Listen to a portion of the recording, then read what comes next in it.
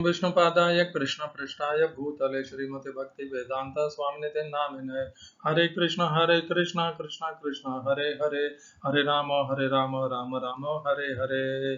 श्रील ऐसी भक्ति वेदांत स्वामी प्रभुपाद की जय। आचार्य महात्मा गांधी जी की जय। भगवद गीता 2020 में आपका स्वागत है। आज की श्लोक संख्या 14 चैप्टर का 9वां श्लोक है, 9th श्लोक 14वें अध्याय का। और जब हम पुनर्कथन करेंगे तब उसमें मैंने कल जो हमने चर्चा की थी, हमने उसमें थोड़ा सुधार करना होगा। तमस्तु अज्ञानजं विद्धि मोहनं सर्वदेहिनां प्रमादालस्य निद्राभिः तन्निबध्नाति भारत।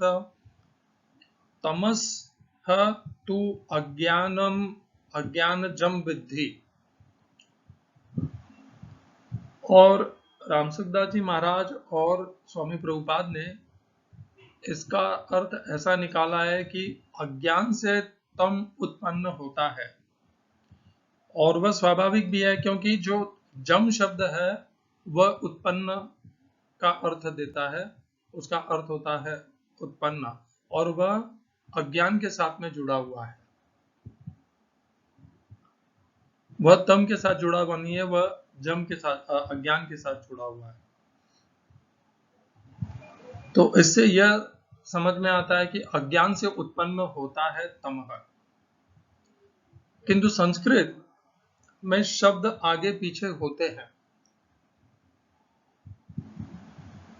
ये जो जम है, मैं ना तो संस्कृत का, स्वामी रामसुखदास जी की महाराज की तो जो संस्कृत है मैं तो उसकी 1% भी नहीं जानता, और ना श्रील प्रभुपाद की, और ना मेरा ऐसा कुछ कथन है कि मैं उनसे ज्यादा जानता हूं, पर मुझे जो समझ में आ रहा है मैं वो प्रस्तुत कर रहा हूं।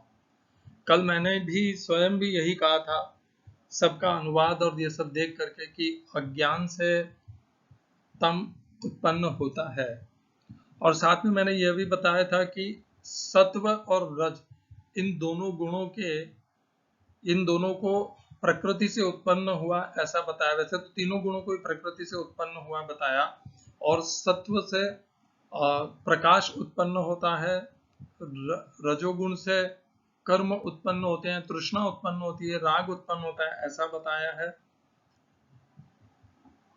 उल्टा नहीं बताया कि राग से रजोगुण उत्पन्न होता है या प्रकाश से सत्वगुण उत्पन्न होता है, ऐसा नहीं बताया। किंतु इस 8वें श्लोक में उल्टा बताया है कि अज्ञान से तम उत्पन्न होता है, और इसी के कारण हमने यह मान लिया था कि अज्ञान से तम उत्पन्न होता है। किंतु यह है नहीं, क्योंकि तम तो पहले ही भगवान बता चुके हैं 14वें अध्याय के 5वें श्लोक में। हम 5वां श्लोक जब देखेंगे तो 5वें श्लोक में भगवान कहते हैं सत्वम रजस्तम इति गुणा प्रकृति संभवाः। भगवान ने कहा सत्व, रज और तम ये तीनों गुण प्रकृति से उत्पन्न होते हैं। भगवान ने ये नहीं कहा कि वे अज्ञान से उत्पन्न होते हैं। तो इसका, और भगवान को 3 श्लोक के अंदर पश्चात ही अपने कहे हुए वाक्य को परिवर्तन करने का चेष्टा करना है, ऐसा भी उनका प्रयोजन नहीं है। तो तमः प्रकृति से उत्पन्न होता है, अज्ञान से उत्पन्न तो नहीं होता है, होता उसका विपरीत है। अज्ञान तम से उत्पन्न होता है। जिस मनुष्य में तमोगुण होता है वह निश्चित रूप से अज्ञान में रहता है, मोह में रहता है। और जो आने वाला श्लोक है, आज जिस श्लोक की हम चर्चा करेंगे, उसमें यह बहुत अच्छे से हमें समझ में आ जाएगा कि जो अज्ञान से तम उत्पन्न नहीं होता है, तम से अज्ञान उत्पन्न होता है। यदि ये तो हमने पहले ही समझ लिया कि तम तो प्रकृति से उत्पन्न होता है, सत्वम रजस्तम इति गुणा प्रकृति संभवाः।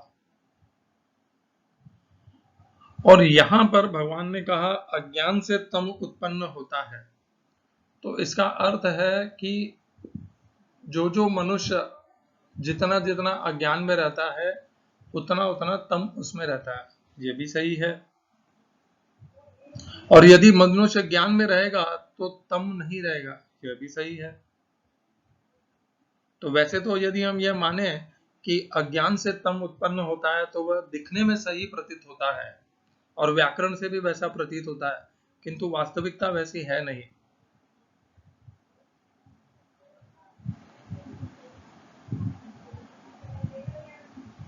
देखिए, ये जो 3 गुण है ना, ये सबसे प्रारंभिक अवस्था में है।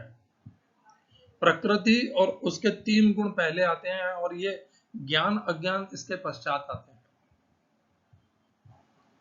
और अज्ञान नाम की कोई बात ही नहीं होती है। अज्ञान नाम का कोई ना तो कोई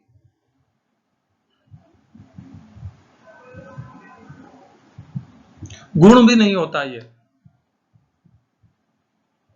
यह स्वरूप भी नहीं होता। जब व्यक्ति में ज्ञान नहीं होता तब उसे अज्ञान कहा जाता है। उस स्थिति को, उस परिस्थिति को, अपने आप में अज्ञान की कोई स्थिति नहीं है। ज्ञान का अभाव यानी अज्ञान, इतना ही अंतर है। तो अज्ञान अपने आप में कुछ है ही नहीं।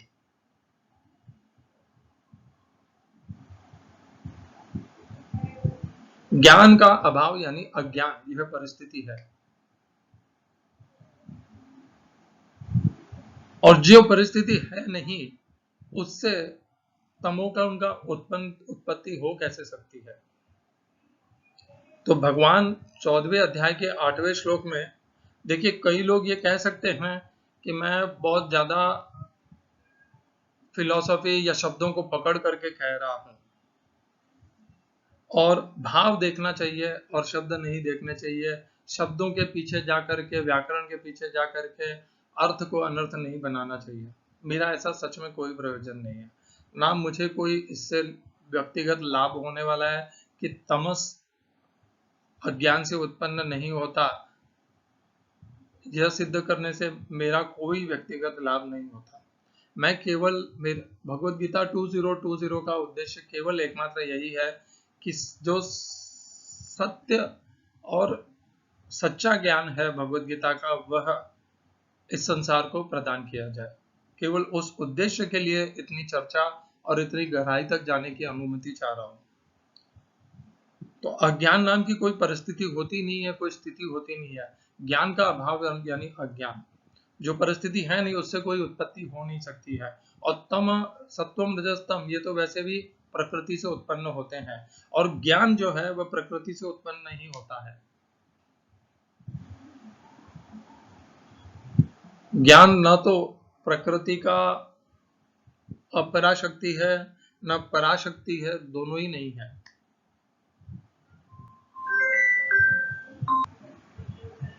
तो भगवान ये कहना चाह रहे हैं कि अज्ञान तम से उत्पन्न होता है। जिस मनुष्य में तमोगुण होता है उसमें अज्ञान होता है। अज्ञान का जन्म या वृद्धि तमोगुण से होती है। जितने अनुपात में तमोगुण विकसित होता है या वृद्धि को प्राप्त होता है, उतने ही अनुपात में अज्ञान भी उत्पन्न और वृद्धि को प्राप्त होता है। और साथ में मोह भी। अज्ञान और मोह में पारस्परिक मित्रता है। जितना अज्ञान बढ़ेगा उतना मोह बढ़ेगा समस्त देहधारियों में। आज की श्लोक संख्या हम उसको करते हैं तो हमें बाद में पुनः इस 14वें अध्याय के 8वें श्लोक को जोड़ लेंगे। आज का श्लोक, सत्वं सुखे संजयति रजः कर्मणि भारत, ज्ञानमावृत्य तु तमः प्रमादे संजयत्युत। हिंदी अनुवाद, गीता यथारूप श्रील प्रभुपाद। हे भरत पुत्र, सतोगुण मनुष्य को सुख से बांधता है, रजोगुण सकाम कर्म से बांधता है, और तमोगुण मनुष्य के ज्ञान को ढक कर, ध्यान रखिएगा, ज्ञान को ढक कर उसे पागलपन से बांधता है। प्रमादे। English translation, Gita as it is, Swami Prabhupada. The mode of goodness conditions one to happiness, passion conditions him to the fruits of action, and ignorance to madness। इस श्लोक में प्रयोग किए गए संस्कृत शब्दों के अर्थ है, सत्वम सतोगुण, सुखे सुख में, संजयति बांधता है, रजः रजोगुण, कर्मणि सकाम कर्म में, भारत है भरतवंशी। दूसरी पंक्ति, ज्ञान ज्ञान को आवृत ढककर तू, किंतु तमह तमोगुण प्रमादे पागलपन में, व्यर्थता में, संजयत्युत। ये जो संजय शब्द है यहाँ पर, ये धृतराष्ट्र के जो क्या कहते हैं, रथ चलाने वाले उन संजय की बात नहीं हो रही है यहाँ पर।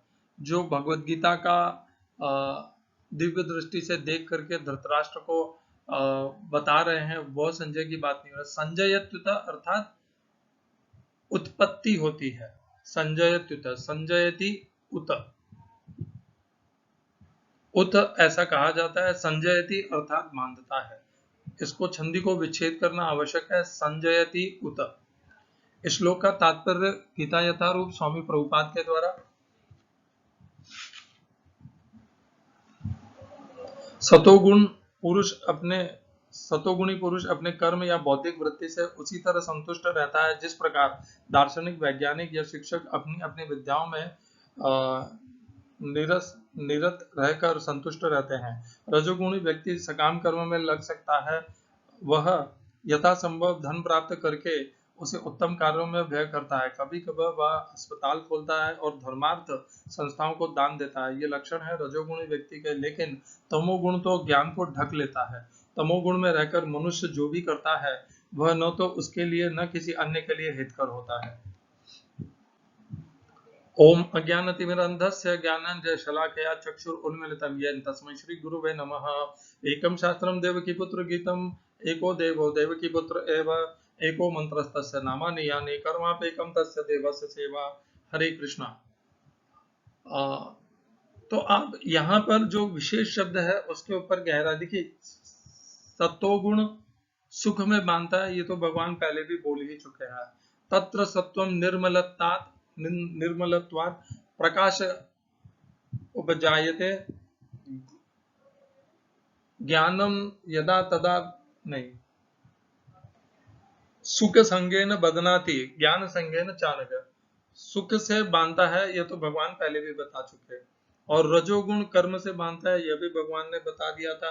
रजो रागात्मकम विद्धि तृष्णा संग समुद्भवम तन्नि बदनाति कौन्तेय कर्म संगेन देहिनम। अब नया क्या भगवान इस श्लोक में बताए हैं जो हमारे लिए विशेष है पिछले श्लोक को समझने के लिए। जिस बात की हम चर्चा कर रहे थे कि ज्ञान आवृत्य तु तमः, हमने पिछले श्लोक को पुनः चर्चा करते हुए ये समझा कि अज्ञान अपने आप में कोई परिस्थिति है ही नहीं। ज्ञान का न होना, उस परिस्थिति को अज्ञान कहते हैं। जब ज्ञान ढक जाता है तो वह ज्ञान का न होना होता है और वह अज्ञान का होना भी होता है। ज्ञान का न होना अर्थात अज्ञान का होना, ज्ञान का ढक जाना अर्थात अज्ञान का होना। तो भगवान कहते हैं ज्ञानम आवृत्य तु तमः प्रमादे संजयत्युत। तो जो भगवान ने कहा यहां पर कि तमोगुण जो है वो ज्ञान को आवृत्य करके प्रमाद से बांधता है।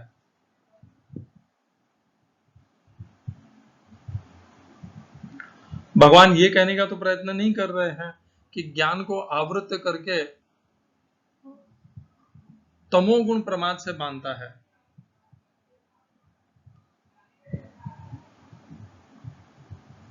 नहीं, शब्दों में हेरफेर हो गया है।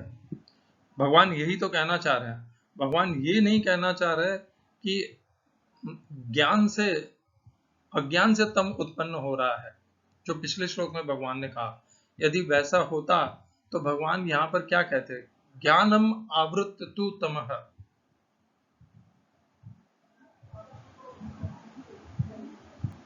ज्ञान को ढक करके तमोगुण प्रमाद में से बांधता है।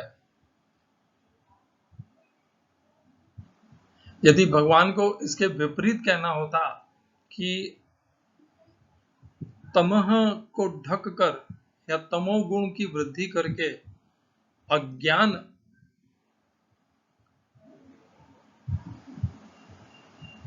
प्रमाद से बांधता है तो शब्द भिन्न होते,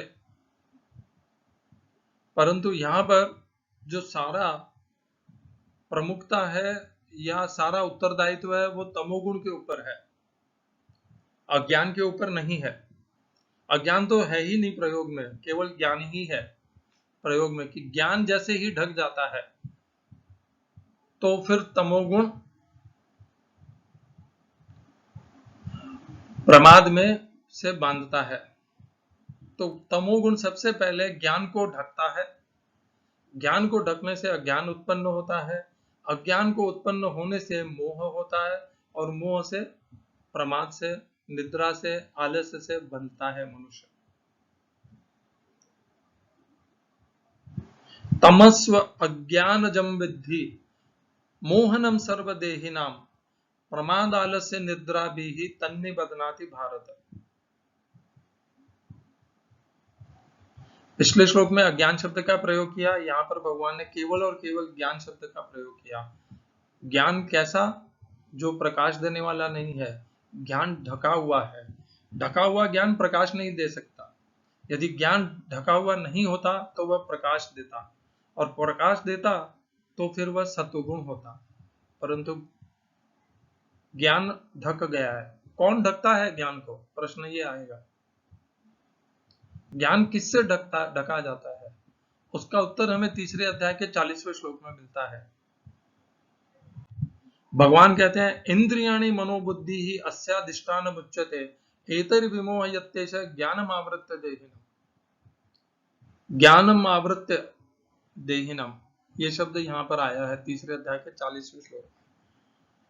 किसका स्थान है इंद्रियाणि मन और बुद्धि में? काम का। काम के निवास स्थान है इंद्रियां, मन और बुद्धि। इंद्रियाणि मनोबुद्धि ही अस्या अधिष्ठान मुच्यते।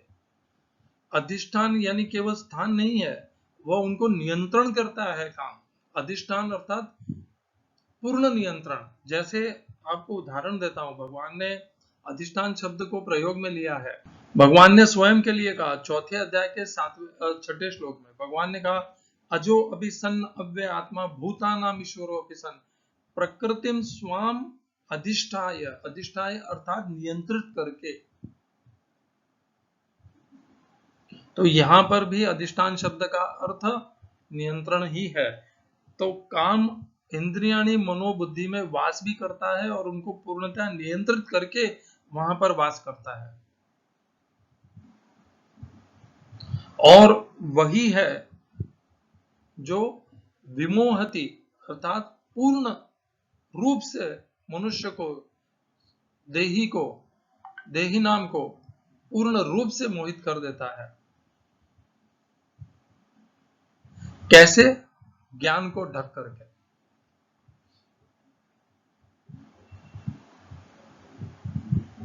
तो ज्ञान किससे ढका है? पहले तो मोह करता है। कौन करता है उत्पन्न? काम। काम का नियंत्रण, काम किस पर नियंत्रण करता है?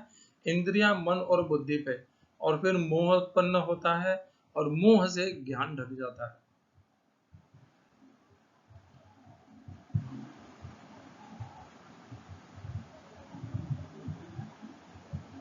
यदि हमें ज्ञान को प्राप्त करना है तो हमें क्या करना है? ना तो कोई 200 किलोमीटर की दौड़ लगानी है, ना कोई चंद्रमा पे जाने की आवश्यकता है, न किसी कुंडलिनी शक्ति को जागृत करने की आवश्यकता है, न प्राणायाम करने की आवश्यकता है, न कुछ और करने की आवश्यकता है। मात्र हमें ज्ञान के ऊपर जो आवरण ढका हुआ है उसे हटाना है।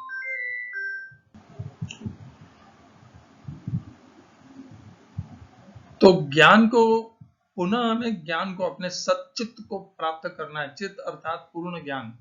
तो हमें क्या करना है? हमारे ज्ञान को जिस आवरण ने ढक रखा है, हमें केवल उसे हटाना है। वह आवरण किस चीज का है? वह आवरण है मोह का।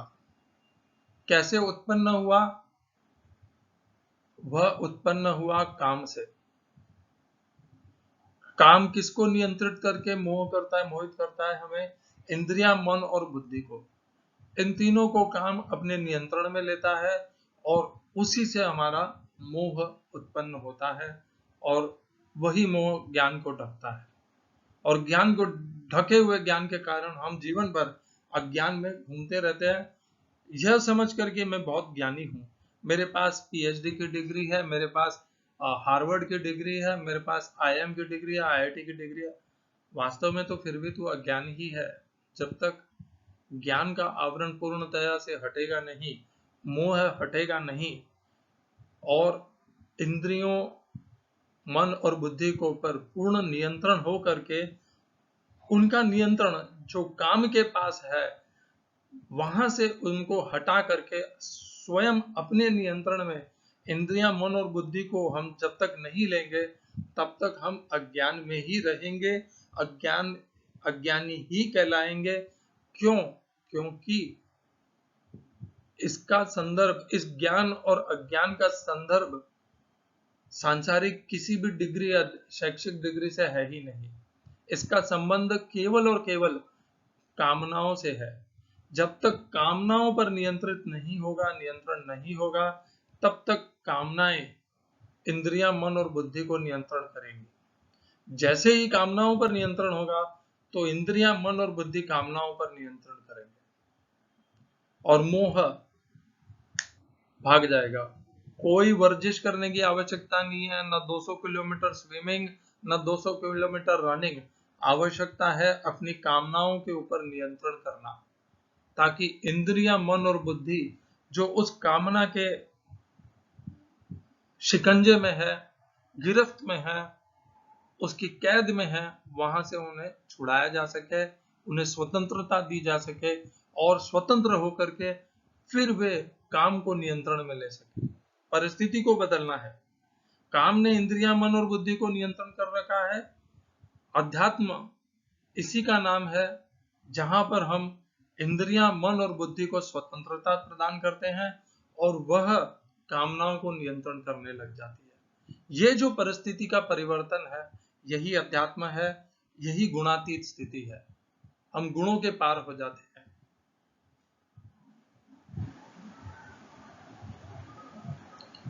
कैसे पार हो गए हम? क्योंकि काम क्या है? काम तो रजोगुण है। काम एष क्रोध एष रजोगुण समुद्भव है। जैसे ही हमने कामनाओं को नियंत्रण कर लिया, हमने रजोगुण को नियंत्रण कर लिया, गुणों को नियंत्रण कर लिया। और केवल रजोगुण को नहीं किया हमने, मन के नियंत्रण, वो कामनाओं के नियंत्रण में आते ही इंद्रियां, मन और बुद्धि पूर्णतया निश्चल हो गई, मुक्त हो गई, स्वतंत्र हो गई। फिर वह वही करेंगी जो हमारे लिए श्रेयस्कर है, कामनाओं की पूर्ति के लिए नहीं करेंगे कार्य। तो हम लौट करके आ जाते हैं पुनः हमारे 14वें अध्याय के 9वें श्लोक से। हमने ये समझा कि अज्ञान नाम की कोई परिस्थिति नहीं है। ज्ञान जब ढका हुआ होता है तब उस स्वरूप को अज्ञान कहा जाता है और इसीलिए अज्ञान तम को जन्म दे ही नहीं सकता है। तम तो प्रकृति से जन्म लेता है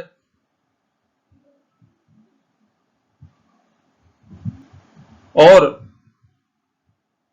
यदि हमें तमोगुण से निवृत्त होना है तो हमें इंद्रियां, मन और बुद्धि को स्वतंत्र करना होगा काम के नियंत्रण से। हम सब, मैं भी, हम सब काम के वश में हैं। हम में से ऐसा कोई नहीं है देहधारी जो कामनाओं के वश में नहीं है। कोई अधिक अनुपात में है, कोई कम अनुपात में है। वश में तो हम सभी हैं। यदि कामनाएं शून्य हो जाएंगी तो हम गुणातीत अपने आप हो जाएंगे, कुछ भिन्न करने की आवश्यकता ही नहीं होगी। गुणातीत परिस्थिति अर्थात कामनाओं का शून्य होना या कामनाओं का शून्य होना अर्थात गुणातीत होना।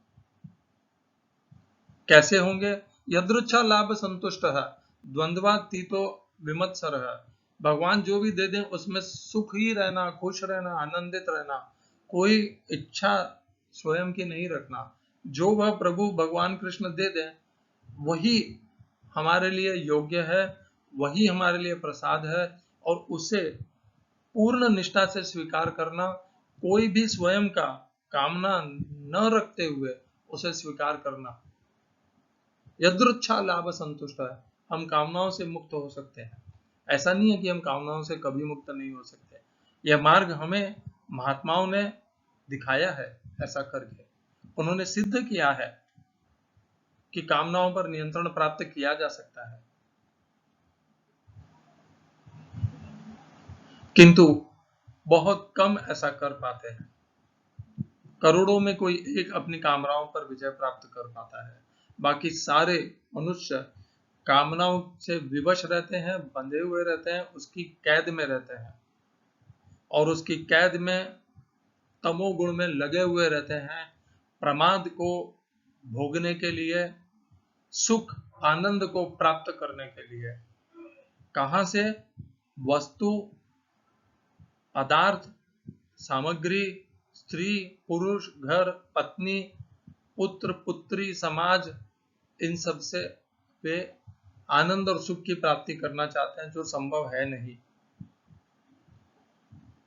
और कुछ क्षण के लिए हो भी गया तो वह सदैव के लिए नहीं रह पाएगा, नित्य नहीं है, उसमें नित्यता नहीं है।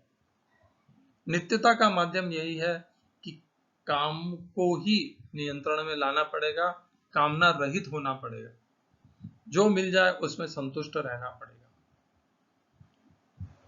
यही साधन है इस दुष्कर तमोगुण को हराने का, इस पर विजय प्राप्त करने का, अज्ञान को,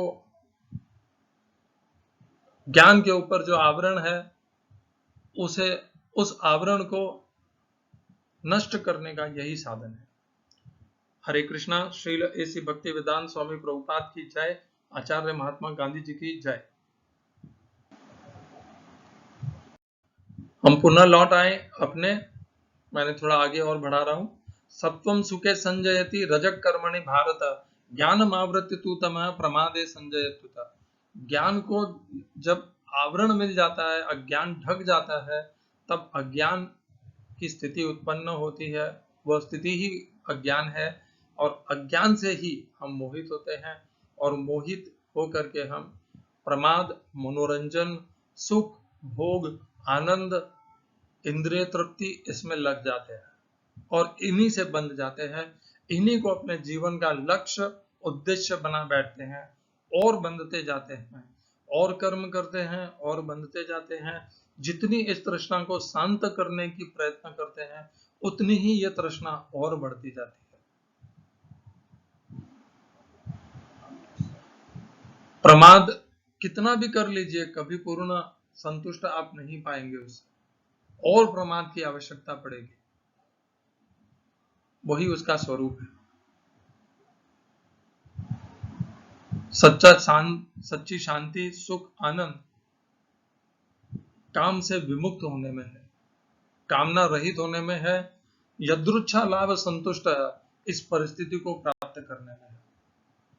हरे कृष्णा।